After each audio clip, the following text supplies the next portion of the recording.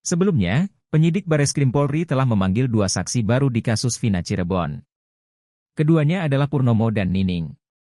Purnomo mengaku melihat peristiwa kecelakaan yang dialami Eki dan Vina di Jembatan Talun, Kabupaten Cirebon pada 27 Agustus 2016 silam. Kesaksian Purnomo inilah yang akan mengubah konstruksi kasus dari pembunuhan menjadi kecelakaan lalu lintas tunggal. Selama hampir 7 jam pemeriksaan, Purnomo dicecar pertanyaan tentang peristiwa yang merenggut nyawa Eki dan Vina Cirebon tersebut.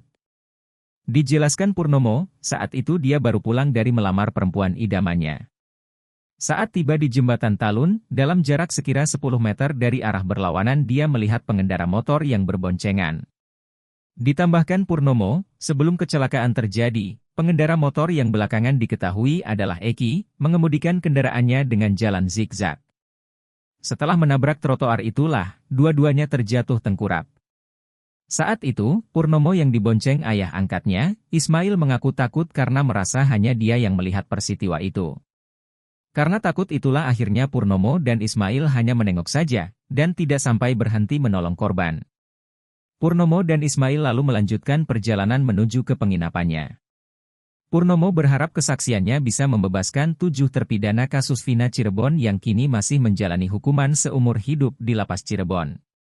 Purnomo yakin para terpidana ini akan bebas karena kasus ini bukan pembunuhan, tetapi kecelakaan seperti yang disaksikan. Sementara itu, Nining diperiksa di Mabes Polri pada Rabu, 20 November 2024. Dalam pemeriksaan itu, Nining diberi 17 pertanyaan tentang malam kejadian tewasnya Vina dan Eki, tanggal 27 Agustus 2016. Dalam keterangannya, Nining mengakui para terpidana ada di dalam warungnya pukul 20 WIB, malam kejadian. Keterangan Nining ini mengklarifikasi pengakuan Aep yang mengaku para terpidana nongkrong di depan SMP 11 Cirebon. Menurut Jutek, keterangan Nining sangat penting karena dia saksi fakta yang mengetahui, melihat dan mendengar di malam kejadian. Saat itu Nining sempat mengingatkan para terpidana untuk tidak teriak-teriak. Mereka akhirnya pindah ke rumah kontrakan Pak RT, namun ternyata dibantah RT Pasren. Dikatakan Jutek, pada pemeriksaan kasus ini tahun 2016, Nining belum pernah diperiksa, apalagi di BAP. Dia berharap pemeriksaan Nining ini akan mempercepat penyidik untuk segera menetapkan Ibtu Rudiana dan Aep menjadi tersangka keterangan palsu. Menurut Jutek, hukum harus ditegakkan karena atas kesaksian Aep, Rudiana, Pasren dan Kavi inilah 7 terpidana ini harus divonis seumur hidup dalam penjara.